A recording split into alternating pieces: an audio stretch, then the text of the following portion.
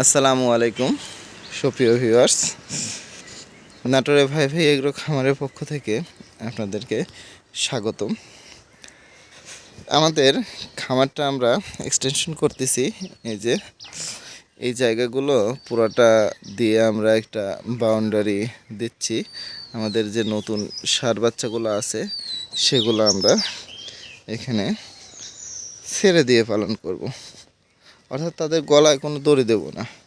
আমরা এই জায়গাটা পুরাটা নিচ্ছি, নিয়ে আমরা বাউন্ডারি করে দেবো 5 ফিট, বর্তমানে 5 ফিট হাইটে এখানে পুরাটাই বাউন্ডারি করে দেবো। বাউন্ডারি করে দিয়ে এই জায়গার ভিতরে খোলা পরিবেশে আমাদের ষাঁড় বাচ্চাগুলা আমরা লালন পালন করব।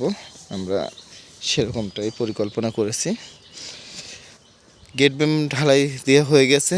আমরা মজবুতির জন্য আমরা প্রত্যেকটা আরসিসি কলাম উঠিয়ে দিচ্ছি। এই সাইডটা ভবিষ্যতে আমাদের হবে কি যে গরুর জন্য একটা শেড হবে এই সাইড দিয়ে, একেবারে সাইড দিয়ে। বাকি জায়গাটুকু আমাদের ফাঁকা থাকবে, সেখানে গরু খাবে আর কি। তো এই শেডটা দেওয়ার মূলত উদ্দেশ্য হচ্ছে গরু ছেড়ে পালন করা। এখানে ছেড়ে পালন করা একটু সুবিধা আছে, সেটা হচ্ছে গরুর রোগ বালাই ভালো কম হবে, ভালো থাকবে, সুস্থ থাকবে। আর এই যে এখন এখানে যদিও আমাদের কিছু সার বাইরে রাখা হয়েছে, কিন্তু অনেক চাপাচাপি হয়ে গেছে।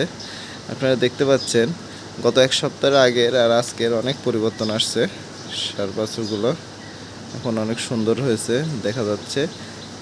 আমাদের কিছু আপৎকালীন সময় যাচ্ছে এখন, যে আমাদের ষাঁড় গরুগুলোর এফএমডি হয়েছে, 3-4টা ষাঁড় গরু এফএমডি হয়েছে। ওদেরকে আলাদা করে রেখেছি, এই জন্য গরু এখানে একটু কম দেখা যাচ্ছে। তো আমাদের জন্য দোয়া করবেন যাতে এই আপৎকালীন সময়টা আমরা খুব দ্রুত ইনশাল্লাহ পার করে উঠতে পারি। ধন্যবাদ ভিউয়ার্স আমাদের সঙ্গে থাকার জন্য। আসসালামু আলাইকুম।